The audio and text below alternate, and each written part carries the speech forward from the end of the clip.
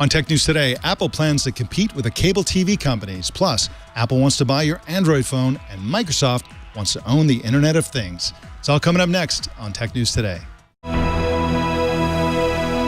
This is Twit. Bandwidth for Tech News Today is provided by CashFly at CACHEFLY.com. It's time for Twit's annual audience survey, and we want to hear from you.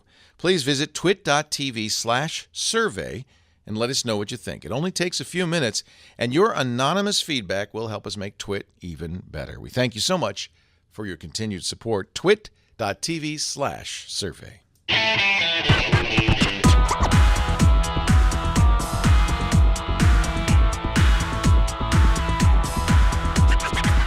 This is Tech News Today for Tuesday, March 17th, 2015.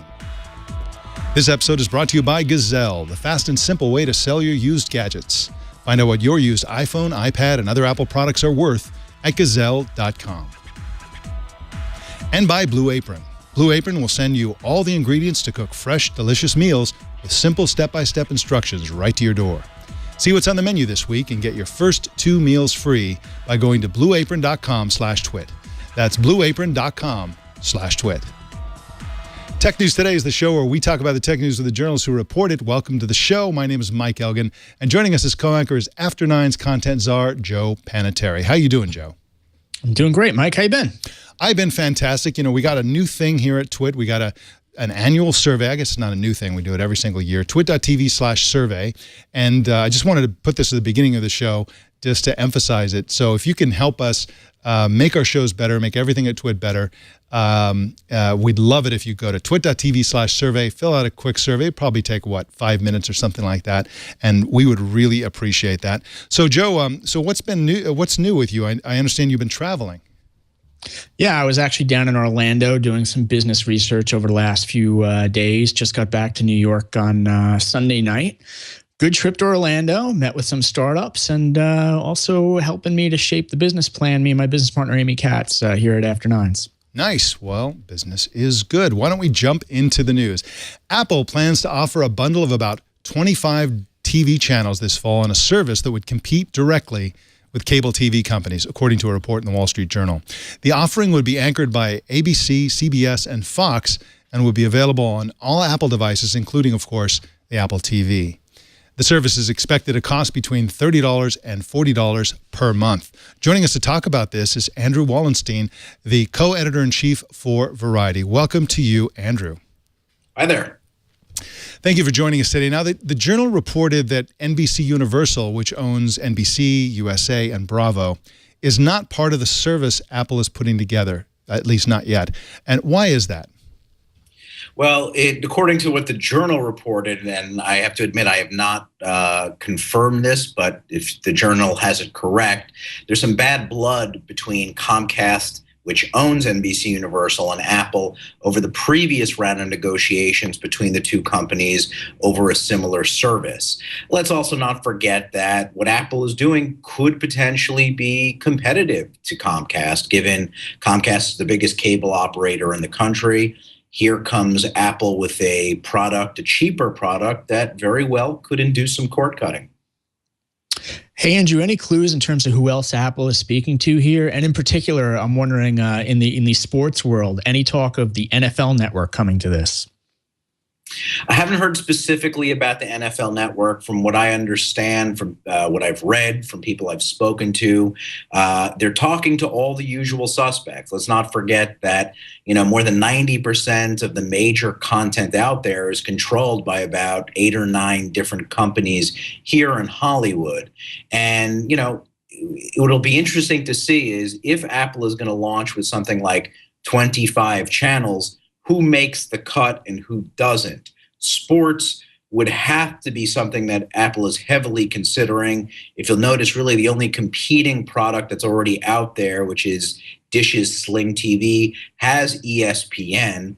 And ESPN is a Disney company, and Disney and Apple are tight. So you have to imagine that ESPN is a consideration here. Now, Andrew, I get nervous when Apple fails to get along with the likes of Comcast because they're probably going to buy, Time Warner, and then what's going to happen is that they're going to have a huge market share for providing internet connectivity. Is there a risk that they would somehow be able to block Apple programming, given that they consider it competitive? I don't think so. When you think about the sensitivity going around net neutrality and the Title II issue, it would be an act of insanity for a company like Comcast to actively block another company trying to come in over the top. I mean, it's basically a regulatory worst case scenario. Comcast would not be able to handle the backlash. Andrew, what about pricing models here? Are there any clues in terms of how much this base service with roughly 25 channels would cost? And then do you think Apple's going to tier anything here? What are some of the clues that you're seeing? Well, the Wall Street Journal is reporting it's about $30 to $40, which makes some sense. It's a bit more expensive than Dish's Sling TV's similar product. My guess is it's probably going to end up being a little more robust as a channel package than the Sling TV product. To your question about tiering, yes, I do think, and again, this is just pure gut going on here. I wouldn't be surprised to see Apple engage in some tiering here, perhaps, for instance, on the sports front, where an NFL Network type product could cost a little bit extra. The tiering makes sense because they want to keep that base tier as low a price as humanly possible. But on the other hand, they want to give customers options to say, if they are sports fans, if there is a sports tier, to pay a little extra without doing what is basically the mistake of the traditional cable package, which is bundling all this sports that inflates the price, that creates some frustration out there among average consumers who don't necessarily want to pay so much to get sports that they don't want. Now, Andrew, of course, Apple recently lowered the price of Apple TV to $69. And I think the conventional wisdom is that they're feeling a little bit of competitive pressure by lower cost options and even, superior options out there to Apple TV. Do you have a sense of whether that conventional wisdom is in fact accurate? Why did they lower the price of Apple TV? I do believe that conventional wisdom is accurate. I think Apple lowered the price in response to the success of Google Chromecast, which is still cheaper than the lowered price of the new Apple TV. I think also there's been some speculation, and I think there should be some truth to this, that basically Apple's just trying to get rid of Apple TV inventory, and that perhaps we could see a new product come to market, either an updated Apple TV, or perhaps, there's been this endless years of speculation that Apple TV there could be a whole new streaming product, perhaps a dongle-based product like Google Chromecast, or something like Google's Android TV, which is kind of a, OTT operating system for televisions. Who's to say that Apple could even come to the market with this long-awaited television product that has been endlessly speculated about? So either way you look at it, there's good reason for Apple to lower some price on Apple TV. Yeah, Andrew, I like the discussion on the devices here and the formats. So just to be clear, what we're talking about today is some sort of content package that Apple is working on, correct? And this would work on what? The existing Apple TV product, as well as, I assume, the iPhone, tablets, Macs, etc. Are there any clues that it would go beyond that? That a full-blown standalone, well, I shouldn't say standalone, but a full-blown dedicated Apple TV hardware product is coming? There, at this juncture, are no clues. I'm referring to a lot of past reporting that I don't think has quite ever materialized, but I mean, there's just been endless amounts of information out there, clues in the marketplace that Apple has been working on some variation of standalone product. And I don't think anyone out there is ready to conclude just yet that Apple has given up on that. Andrew Wallenstein is at Variety.com, and you can follow him on Twitter at @Wallenstein. Thank you so much for joining us, Andrew. Thanks, Mike. Let us know what you think about the coming Apple TV service. Send us email to tnt@twit.tv. Let us know what you think about all this. Well, we got some more news for you in just a minute, but first, let's talk about Gazelle. Gazelle, of course, is the best place. You know them, you love them, as the best place to sell your used gadgets. It's a way to turn something you're not using into some money that you can use. They always offer top dollar, but recently they began to actually sell used devices, and they will sell you a iPhone or a Galaxy phone or iPads or you name it. If you ever lose or break your device and a device you loved and you want to replace that device, it makes a lot of sense to get a certified pre-owned device from Gazelle. It's a great way to get a replacement device at a lower cost than buying brand new. Gazelle still offers great deals on trade-ins for your old device as well. So just go to Gazelle.com and find out what they offer in terms of both buying and selling used devices. And of course, we love our gadgets, don't we? And Gazelle enables us to upgrade more frequently, which is always great. And they'll find a home, somebody who will love your device as much as you did when you sell them your devices. And it's super, super easy. Just go to the website, Gazelle.com, and indicate which device it is that you'd like to sell, indicate the condition, and they'll send you a box. You put it in the box, send it off, and you get paid fast. Payment is very, very fast, within a few days of your item being received, and it's risk-free. They'll even wipe your data free. So if you're not completely sure if you do or do not have any personal information on the devices you sell to Gazelle, they'll make sure they completely erase it so that nothing can be recovered from that device. And of course, Gazelle is very trustworthy. They've paid nearly $175 million to over 1 million customers.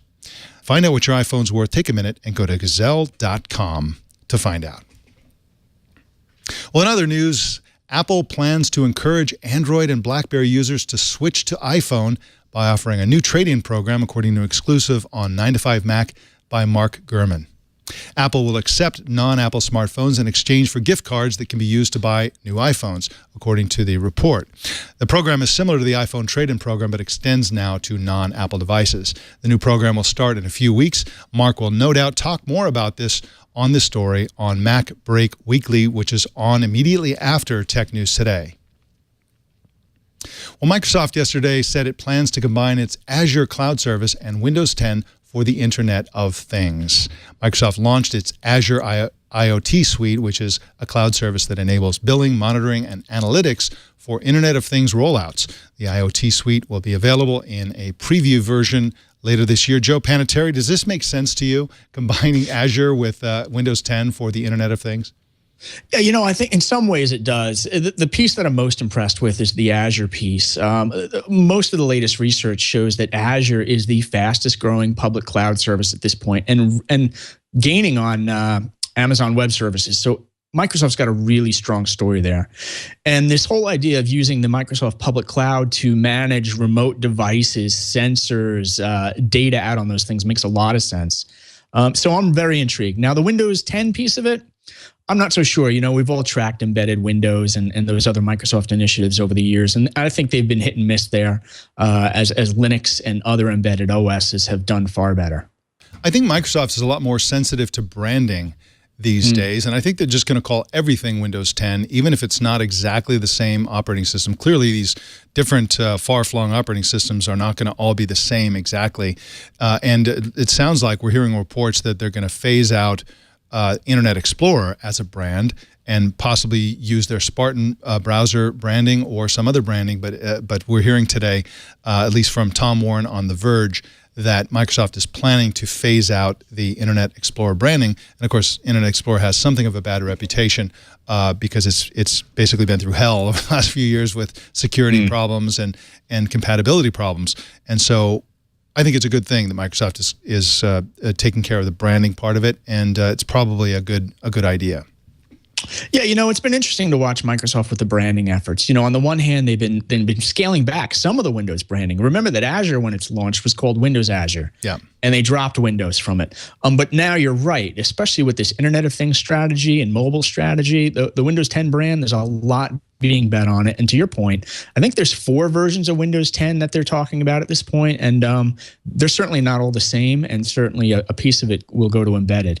Now, Mike, the other thing to watch here is one of the key leaders on this initiative. His name is Justin Althoff. He's the president of Microsoft North America, and what's really interesting about his background is he's actually an Oracle veteran. He joined Microsoft back in 2013. When he was over at Oracle, he focused on things like sensor networks, Java, and other grid type technologies for that were the precursor of the Internet of Things. So it's almost like they're tapping into Judson's knowledge base of enterprise systems and sensor networks and now applying it to the Microsoft world, the Windows world, and now the Azure world. Interesting.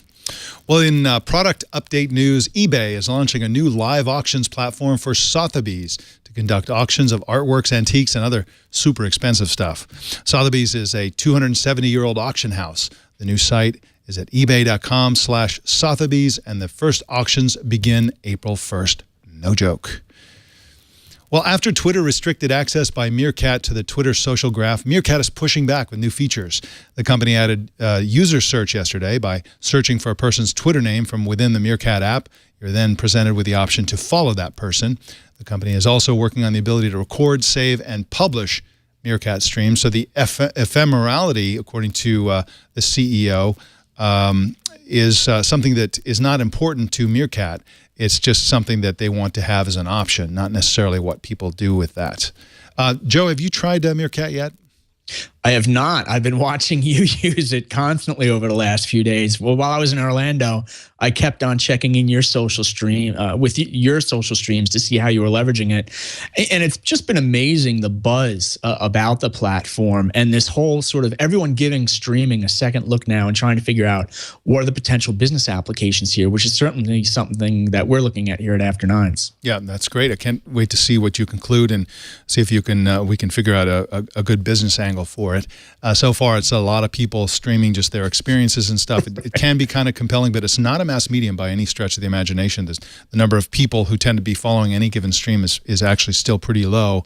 And I think that's part of what, I think that will always be the case. I don't think it's ever going to be a big mass medium like Twitter or whatever. Hey, Mike, I have a question for you. Have you been tracking just how much bandwidth you've been using as you've been testing this? And I'm wondering how your broadband provider is feeling about all that consumption. Not really. I haven't. I have a unlimited data plan, so I'm not worried about it. I should check it out. I should try to test it, but I haven't taken the time to do that yet. Most of the time when I'm at home, I'm on the Wi-Fi network, of course, and when I'm around, I'm almost always on LTE. If you actually reach the limits of the connectivity, it'll go to audio only, which is actually a nice way to scale it down. But no, I don't know. I have one person who was following, they were a watcher of my stream, who said that she was using, I believe she said it was 500 megabytes of data, or maybe she downloaded or something like that, in about 2 hours. So that sounds pretty light to me, but who knows? I mean, that was with an iPhone 5S, and I don't know if it's more or less with another type of iPhone, but that's just one very cryptic bit of data on that. So I think somebody should do a real measurement of that and see if it varies depending on different factors. I imagine they may be compressing it differently depending on the speed of the connection or whatever, or maybe they're not. But somebody should do that. It's probably not going to be me. Well, Chromecast now works with TV remote controls, according to a piece on Medium by former GigaOM writer Janko Reckers. The new feature is made possible by the use of an extension to the HDMI protocol called HDMI CEC. Chromecast has always used HDMI CEC to turn on TVs and switch inputs, but now it's been extended to the pause and resume features. So yet another thing that people don't know how to do with their remote controls. Well, Google has added actual human reviewers to the Play Store app acceptance process. The move is designed to weed out malware, and Google says they can process the apps in a few hours. Most of the testing is still automated. This is kind of surprising, Joe, because, of course, Google's strength is always its algorithms and, not using people. And here they are they must be throwing a lot of people because, how many apps go up on the Play Store every single day? And they say they can process these, in just a few hours. It is amazing. And at a time when we're all talking about artificial intelligence, big data, analytics, and the removal of people from the process. Everyone's talking about machine-to-machine communications, and we won't need people in the process. Here's Google basically admitting that, well, you know what? We do need people. Yep, absolutely. And if it improves it, it's a good thing as far as I'm concerned. Well, in mergers and acquisitions, U.S. weapons maker Raytheon is reportedly in talks to buy the network security company WebSense, according to Bloomberg. The price is expected to exceed $1 billion. LinkedIn has acquired Careerify, a Canadian startup that makes software for hiring people. Terms were not disclosed. There's a lot of acquisition activity coming from Canada, from U.S. companies buying Canadian companies, and also Israeli companies. These two countries, I think, are for companies outside the U.S. are sort of in the lead these days, I guess, in coming up with sources for acquisition. Yeah, absolutely. If you look at Israel's been leading the charts when it comes to venture capital, and Canada's doing well, as you mentioned, Mike. A lot of Canadian startups right now backed by venture funding just south of the Canadian border and/or right in Toronto. A lot of money flowing that way, and Careerify is an interesting play. If you think about it, Mike, I was reading up on this deal and what Careerify does. So, Mike. Say we were back at, or say right at TNT. Say TNT had some job openings, right? And Leo came to you and said, "Hey, you know what? Who would you recommend for the position?" Like a personal chef for the staff, exactly. Something like that. Personal chef would be great. And so that's a very labor-intensive process, right? Leo's sending notes to you, you're hitting replies, and everyone's trying to organize this list of hiring targets. Careerify essentially automates all that so that your best links are basically endorsed as potential hires when your companies are looking for people. So it leverages the people that current employees know. Is that what you're saying? It seems that way, and it seems like you can eliminate that whole internal process of gathering the information, because all the data lives right in LinkedIn now, thanks to this M&A, or will live in LinkedIn thanks to this M&A deal. Interesting. Well, got some more news for you coming right up, but first let's talk about our sponsor, Blue Apron. Blue Apron will send delicious food right to your door. They won't cook it for you. That's your job. And that's the fun part, because they'll give you step-by-step instructions that will enable you to prepare better than restaurant quality food. I love Blue Apron because it gives my wife a break. She does all the cooking because she's such a great cook. Me, not so much usually, but with Blue Apron, I feel like a culinary genius, because the meals that I end up with are brilliant. They're absolutely delicious. Many of them are very exotic, but all real crowd pleasers. And there's no waste, because they send you exactly the ingredients that you need to prepare the food that they send you. And each meal is between 500 and 700 calories per serving. So you're not going to overeat with Blue Apron, and it's very satisfying. And again, this is real food. You don't want to be eating junk food or something from the freezer or whatever, and it's fast to prepare. Typically, I find that I can prepare these meals in like 20 minutes, 25 minutes, something like that. It's very quick, and I just am thrilled by this. Every time I make one of these meals, I'm just blown away by how good it is, and how, I don't know, the truth is that it's just great to feel like a culinary genius. It's just a lot of fun, and I really enjoy it. So that's, right now, if you go to Blue Apron, you can get 2 meals free. Just go to blueapron.com/twit, and you can get 2 meals free. Again, blueapron.com/twit, and we thank Blue Apron for their support of Tech News Today. A federal jury in Texas yesterday ruled that Apple did not infringe on 5 wireless technology patents owned by Canadian patent licensing firm Conversant Intellectual Property Management. Conversant sued Apple in 2012 in a federal court in, you guessed it, Tyler, Texas, where many of the tech patent lawsuits are filed these days, because juries there, for some reason, tend to favor patent trolls. The patents were originally held by Nokia. So this is a kind of a surprising outcome, because Tyler, Texas, Joe, is a great place to sue Apple for patent infringement if you are a patent troll company. Yeah, a great place to sue Apple, and the other thing there is you wonder if there's a lot of Dell fans in the Texas backyard there that are rooting against Apple. So that could be an angle as well. But it does scare me that we've got these federal juries looking at patents when most of us can barely get through a murder trial and get it right. Now we're getting into deep technical details that are just beyond the average consumer's reach. It's also true that even though these patent cases argue the existing law, nobody likes the existing law. Nobody, except the patent troll companies, who can make a bundle with technology they don't have any intention of using. But everybody wants to reform these laws, and I wish that we would hurry up and get to that, because it's long overdue. Well, in hiring, firing, and poaching news, Uber CFO Brent Kalanickos is leaving the company, according to an email sent to investors by the company's CEO, Travis Kalanick. Before joining Uber in 2013, Kalanikos was treasurer and chief accountant at Google. Got some big numbers. Go ahead, Joe. You had a comment? Yeah, I was going to jump in there. This CFO who's leaving, Kalanikos, actually, this is a big numbers piece for you. Yeah. If you look at the numbers behind this guy, he joined Uber in September 2013. The company's valuation at that point, $3.5 billion. The company's valuation now as he's leaving, $41 billion. So hopefully he has a gigantic golden parachute of some kind. He's leaving, by the way, to spend more time with his family. That's why they all leave. Well, big numbers for you today, $11 billion. That's how many dollars Pinterest is worth, speaking of big valuations, based on a new round of funding, according to a filing with the Securities and Exchange Commission yesterday. Another big number, 120,000. That's how many users Meerkat now has, according to the Wall Street Journal. I don't know, Joe, when this number was taken. It's such a new phenomenon that if this was this number is from Friday or Saturday, then it could be double that by now. Who knows? But that's the number that they trotted out in an article today on the Meerkat site. So 120,000. Well, in news you can lose, the next Steve Jobs movie stars Michael Fassbender as the Apple founder and CEO. Yesterday, a few pictures were leaked, confirming what we all suspected. Michael Fassbender looks nothing like Steve Jobs. And there he is.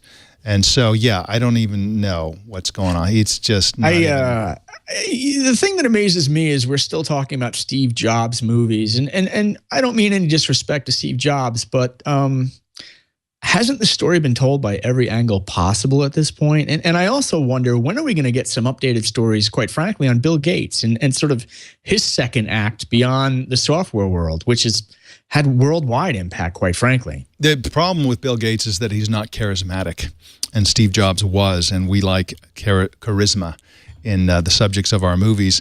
But I agree with you. I think for a lot of people, the Pirates of Silicon Valley is all the Steve Jobs movie we'll ever need. That was a terrible Bill Gates movie, but that was a great Steve Jobs movie.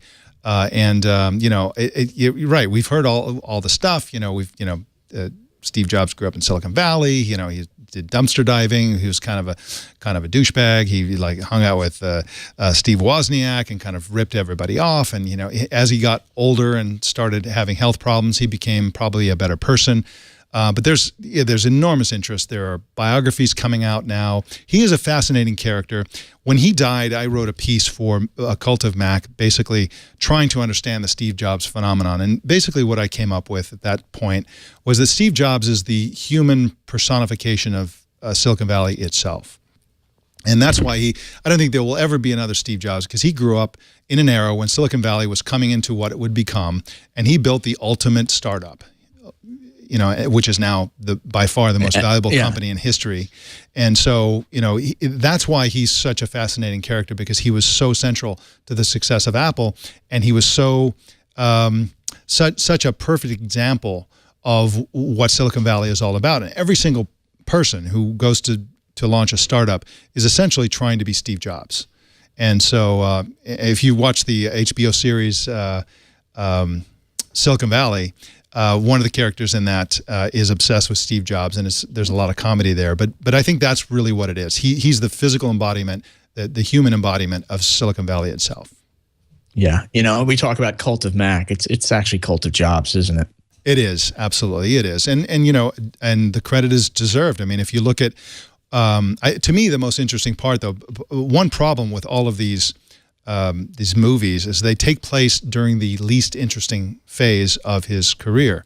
To me, the most interesting phase of his career is after 2001, or I guess 1999, when he came back to Apple and devised the plan that built the Apple that we know today. And it started with the iPod, and it was a content-based focus. So I think that all of the consumer devices that Apple has come out with since the iPod have been all about finding a better experience for consuming content.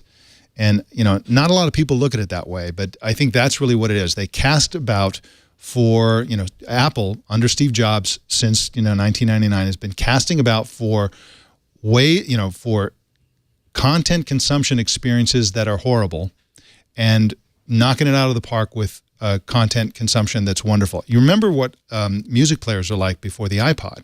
They were terrible. You had to do file management with a little, like, it looked like an 8-bit screen or something like that. It was really terrible. So, the iPod and then the iPhone in 2007, the iPad in 2010, and they're going to try to do it again with the Apple Watch next month. So, this is what Apple does, and that, I think, was the genius part of the Steve Jobs and Apple story. And that still hasn't been treated in a movie yet, as far as I know. Well, our TNT fan of the day is Carrie Gronevelt in Brooklyn, New York, who posted this picture on Twitter of the audio version of TNT playing on, speak of the devil, his iPad. How do you watch or listen to TNT? Just record a video or take a picture of yourself or your setup. Selfies are acceptable. And post it on Google+, Twitter, Facebook, Instagram, you name it. Just use the hashtag HowIWatchTNT and we will find it. Joe Panettieri, what's going on at After Nines? Well, here's an interesting story for you, Mike. There's this storage startup, and they're called Cumulo. Now, imagine this. Cumulo raised $67 million while they were in stealth mode. They didn't even announce the company. They didn't announce products. All they said is, we're stealth mode storage, and they somehow raised $67 million. Well, how the heck do you do that? We've got an exclusive interview with their CEO, Peter Godman. It will be online tonight at 9:01 p.m. Eastern, and you can check that out over on afternines.com/CEO. That's afternines.com/CEO. Nice plug, Joe. Beautiful. All right, Joe. Well, thank you so much. We will see you again next Tuesday. Great, Mike. Thanks for having me. All right. Well, you can subscribe to Tech News Today on iTunes, and please leave a review and let us know how you like the show. Or you can choose another way to subscribe at twit.tv/TNT. You can watch us live every weekday at 10 a.m. Pacific, 1 p.m. Eastern, 1800 UTC at live.twit.tv or on the app or browser plugin of your choice. You can find those options at twit.tv/apps. If you're ever in the San Francisco Bay Area, come on in and watch us live. You can also follow us on Twitter. Tech News Today TV is our Twitter name. You can follow me on Meerkat. Just install the Meerkat iPhone app, then search for my Twitter name, MikeElgan, and choose follow. That's a brand new feature that's only been around for about 24 hours or so. Let us know what you think. Send us an email to tnt@twit.tv or call 260-TNT-SHOW. Also, don't miss Tech News Tonight at 4 p.m. Pacific every weeknight. That, ladies and gentlemen, is the Tech News Today. My name's Mike Elgan. Thanks for tuning in. We'll see you tomorrow.